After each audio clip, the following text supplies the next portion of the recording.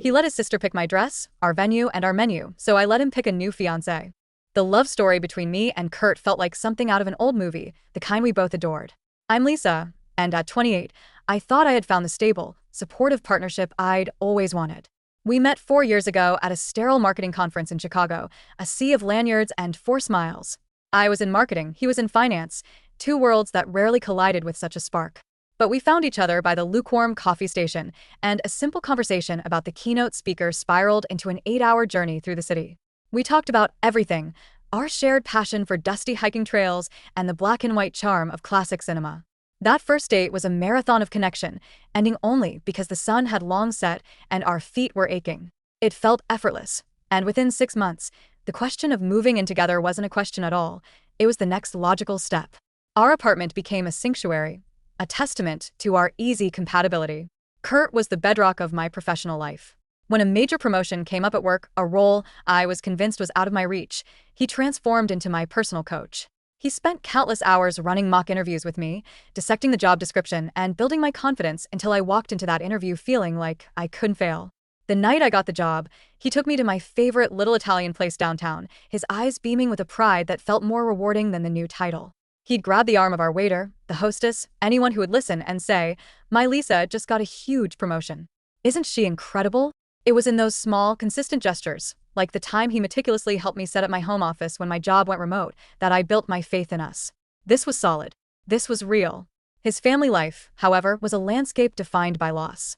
When Kurt was just 12, a sudden, violent car accident had stolen his father, leaving his mother, Deborah, to raise him and his older sister, Edna, alone. Deborah, a 58-year-old nurse with a gentle demeanor and kind eyes, never remarried. She funneled all her energy into her children. From the moment Kurt introduced us, Deborah welcomed me with an open heart. I was a fixture at their Sunday dinners, where she'd always ask about my latest marketing campaign with genuine interest. Kurt spoke of Edna with a reverence that bordered on worship.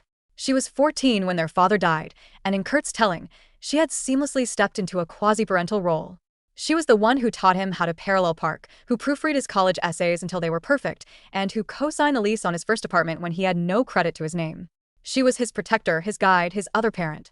Edna, a project manager by trade, lived about an hour away, so for the first 3 years of our relationship, my interactions with her were limited to the cheerful chaos of holidays and birthdays. She was always perfectly put together, articulate, and seemed to have an opinion on everything, but from a distance, it just seemed like a part of her competent, take-charge personality. The shift began the moment a ring was on my finger. Kurt proposed on the very same hiking trail where we'd had our first real conversation, the place where our story truly began. It was breathtakingly simple and utterly perfect. We decided on an October wedding, giving us a generous 10 months to bring our vision to life. My parents, honoring a family tradition, graciously offered to cover the costs. With a budget in place, we hired a seasoned wedding planner, Janet, and our weekends filled with the exciting whirlwind of venue tours and vendor meetings. It was our project, a beautiful testament to our future.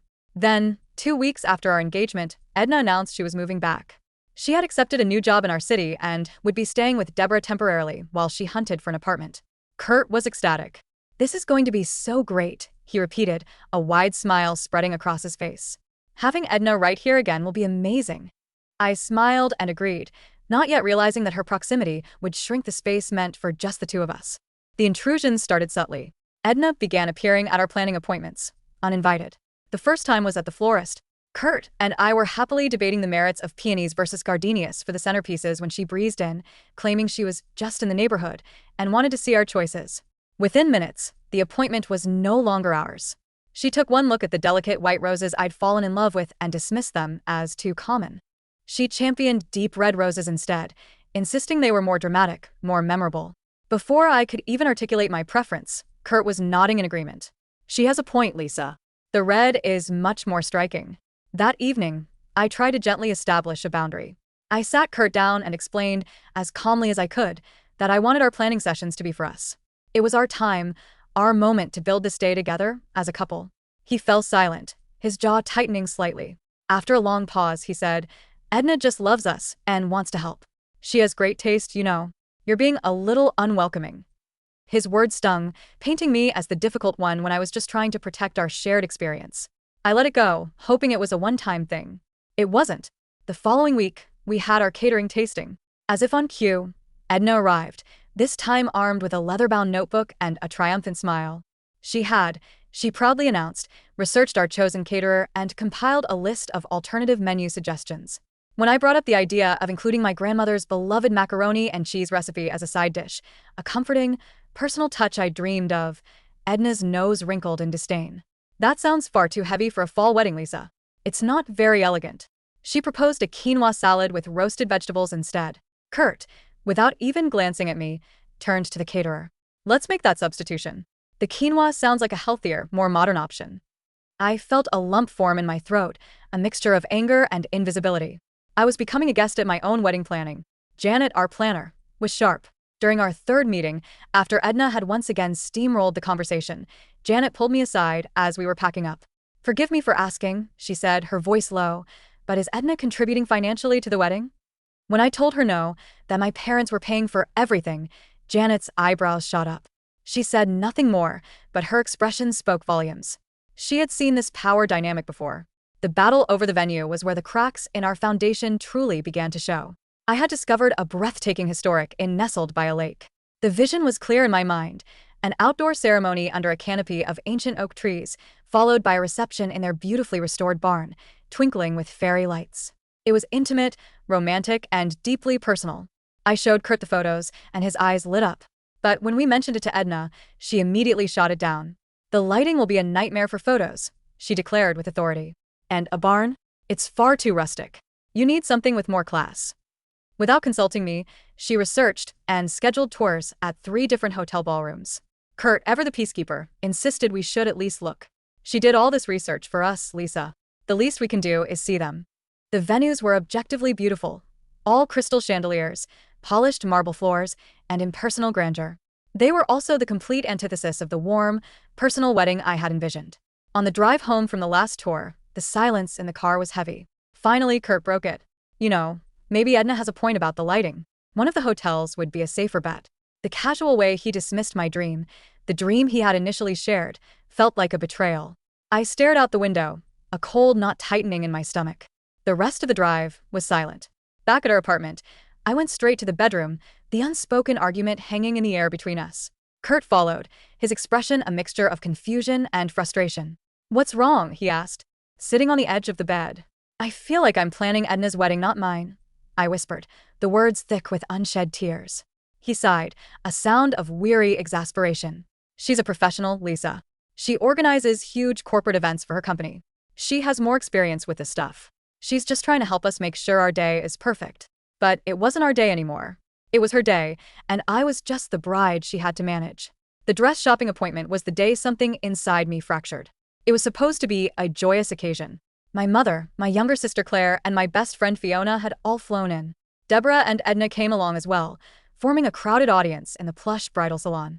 I had already spoken with the consultant, sharing my vision of something timeless and elegant.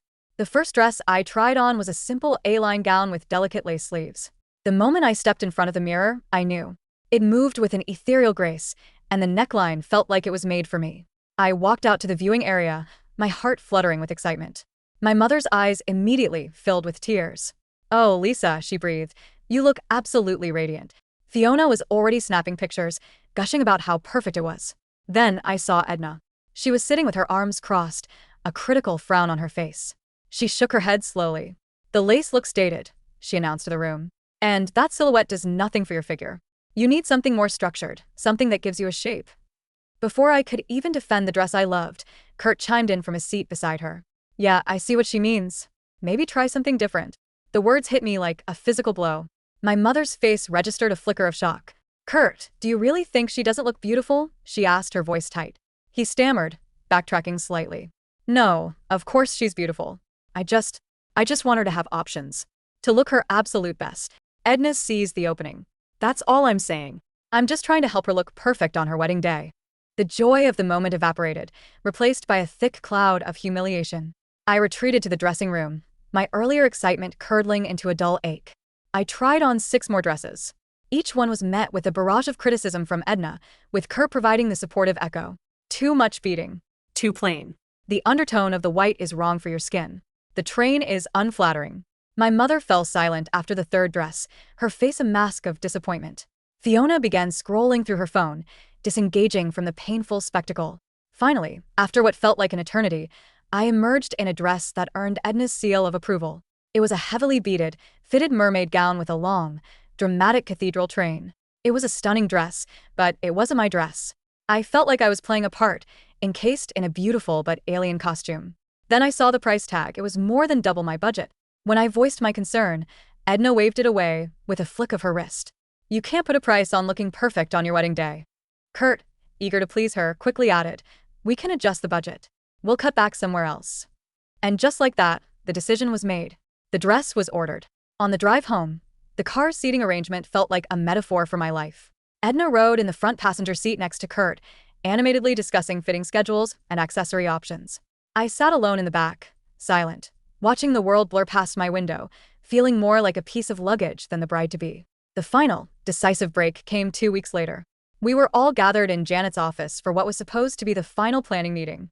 Edna had spent the entire week bombarding us with a constant stream of texts, suggesting last-minute changes to everything from the appetizers to the processional music. She had even redrawn the seating chart to separate some of my cousins who she, in her infinite wisdom, had decided might cause drama. Janet's professional composure was beginning to crack. Her pen hovered over her notepad as she tried to keep up with Edna's rapid-fire modifications, her eyes darting towards me, searching for a nod of approval that I was too numb to give. Before I could find my voice, Edna would answer for me. Finally, Janet put her pen down with a quiet thud. She looked from Edna to Kurt, then fixed her gaze on me. I need to be clear, she said, her voice firm but polite. Who is making the final decisions for this wedding? Edna let out a little laugh, as if the question was absurd. We're all making them together, as a family. Kurt nodded enthusiastically. Edna has been invaluable. She's helped us think through every little detail. Janet's eyes found mine again, her expression unreadable. Lisa, do you agree with all of these changes? The room fell silent. All eyes were on me. I opened my mouth, 1,000 protests screaming in my mind, but no sound came out. In that single, paralyzing moment, I had a dizzying realization. The wedding we were finalizing bore almost no resemblance to the one I had wanted. The rustic inn by the lake had been replaced by a sterile hotel ballroom. My grandmother's mac and cheese was gone, swapped for a trendy quinoa salad. The delicate lace dress I had adored was locked away, replaced by a heavy, ornate costume. The flowers, the music, the very soul of the day had been systematically dismantled and rebuilt according to Edna's vision, with Kurt's unwavering endorsement. I stood up abruptly, my chair scraping against the floor. I need to use the restroom, I mumbled, not looking at anyone. But I didn't go to the restroom. I walked straight out of the office, through the lobby, and into the cool air of the parking lot. I sat in my car, the silence a welcome relief, and just breathed. 20 minutes later, Kurt appeared, knocking on my window with a confused look on his face. He got into the passenger seat. Why did you just leave like that? What's going on? The question, so devoid of understanding, was what finally broke the dam. I don't recognize our wedding anymore, Kurt, I said, my voice trembling. He launched into his usual defense. Edna is just trying to help us avoid rookie mistakes. She's an expert at this stuff. The dam didn't just break, it shattered. When did you decide that her expertise matters more than my happiness? I shot back, my voice rising. That's not fair, he retorted, his face flushing with anger. You're being dramatic. I didn't have the energy to argue anymore. I started the car, drove him back to the meeting, and went home alone. That evening, my phone rang. It was Edna. It was the first time she had ever called me directly. Her tone was syrupy sweet. I just wanted to call and say I'm sorry if you're feeling overwhelmed by all the details, she began. I just want Kurt to have the most perfect day. He deserves it after everything he's been through, losing dad and all. Then, her voice took on a different edge, a subtle steeliness. And I hope you understand how important Kurt is to me. I will always be a big part of his life. I'm so looking forward to us all being a family after the wedding. The way she said it, the possessive emphasis on always, sent a chill down my spine. It wasn't an offer of friendship. It was a declaration of her permanent place, a warning that she came with the marriage. In that moment, I understood. This was never about flowers or venues. It was about ownership. For the next week, the guest room became my refuge. Kurt would knock on the door, asking what was wrong, and I couldn't find the words to explain the suffocating feeling that I was engaged to both of them. Every conversation about the wedding was a three-way call, with Edna's opinions as the deciding vote. Our wedding was just 6 weeks away. The vendors were booked, the deposits paid. My family had non-refundable plane tickets from 3 different states. But all I could think about was Edna's phone call and the terrifying picture it painted of our future. What would our marriage look like? Would every major decision, buying a house, raising children, planning a vacation, require her sign-off? Was I just overreacting? Was this how close families operated? My mind was a chaotic mess of doubt and fear, and I felt like I was losing my grip on reality. The anonymous validation from strangers on the internet was the life raft I desperately needed. Reading through the flood of comments on my post, I saw my situation reflected in the experiences of others. They gave a name to the suffocating dynamic I was experiencing: enmeshment, emotional incest.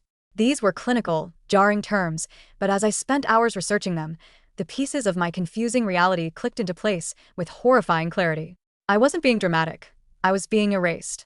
Armed with this new understanding, I knew I had to have one last, definitive conversation with Kurt. I chose a quiet evening, waiting until we were both home from work and, crucially, Edna was not there to act as his interpreter and defender. I took a deep breath and laid it all out. I told him I felt like our wedding had been hijacked and that I needed us, as a couple, to reclaim it. I proposed we start by changing the venue back to the historic inn, my original dream. His reaction was immediate and defensive. "Lisa, it's too late for that," he said, shaking his head. "The deposits are all paid. We can't just change everything now." I countered, reminding him that most vendor contracts had clauses for changes and that with 5 weeks to go, it was entirely possible. But it wasn't about logistics. "Edna worked so hard to help us create a perfect day," he said, his voice pleading. "It would completely crush her feelings if we undid all of her work." The question that had been burning in my chest for months finally erupted. "Whose feelings matter more to you, Kurt? Mine or hers?" The accusation hung in the air between us. "That's not a fair question," he shot back. "I love you both." And there it was. The core of the problem, stated so simply. "That's exactly it, Kurt," I said, my voice quiet but firm. "I'm the one you're supposed to be marrying. This is our wedding. It should be a reflection of us, not a tribute to her." The conversation spiraled downward from there.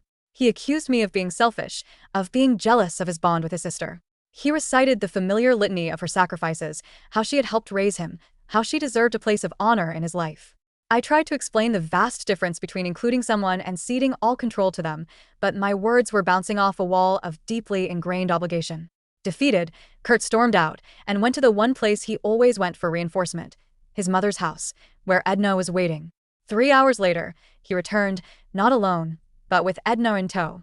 She sat across from me at our own kitchen table, her expression one of practiced concern, and announced that we needed to clear the air.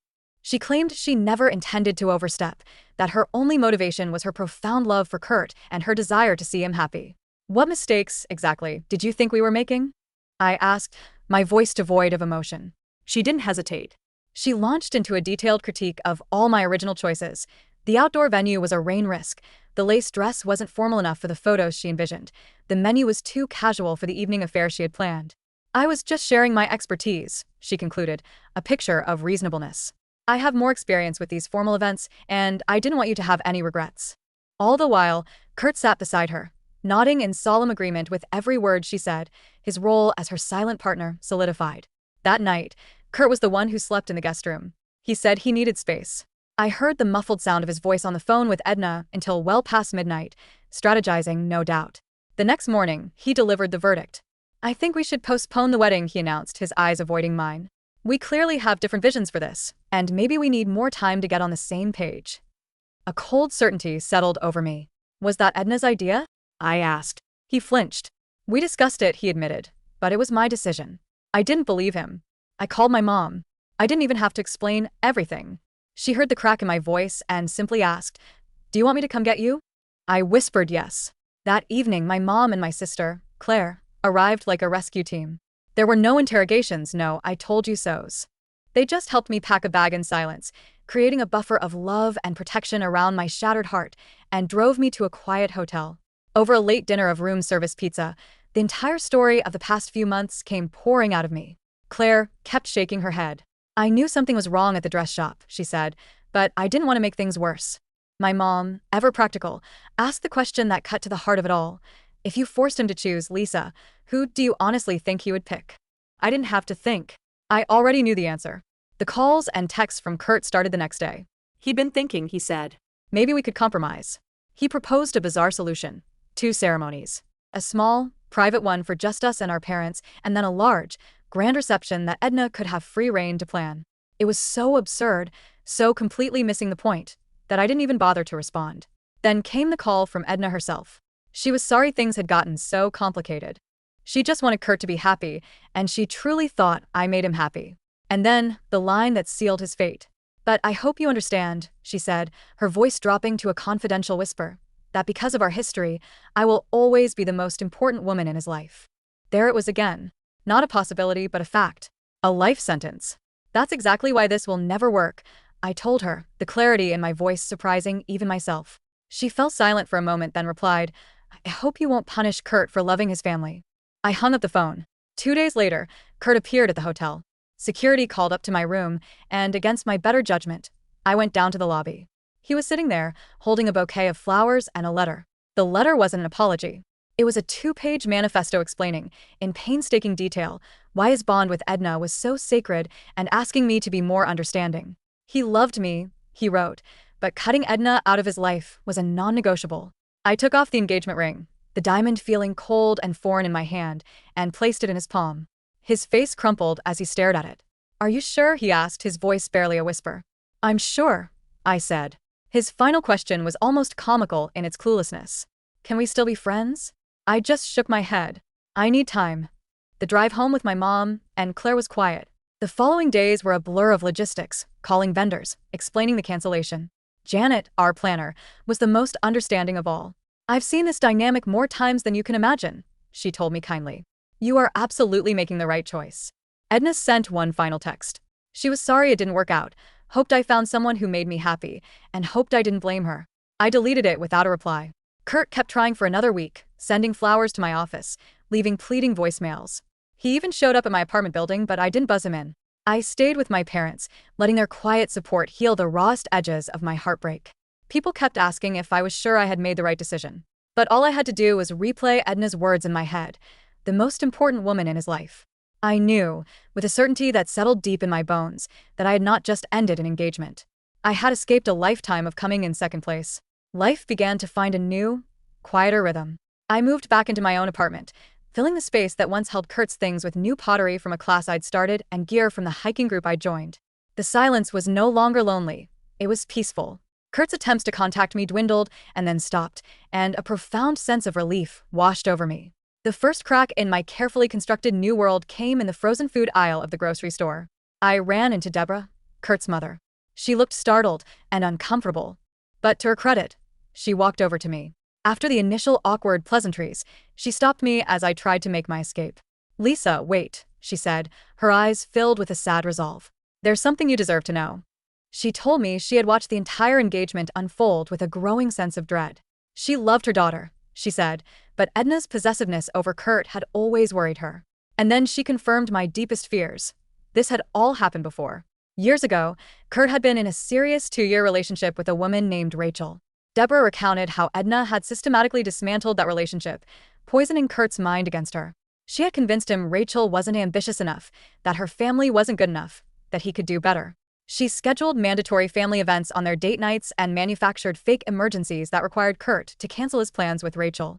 The campaign of snide remarks about Rachel's appearance, career, and personality had been relentless, until Kurt started seeing those same flaws himself.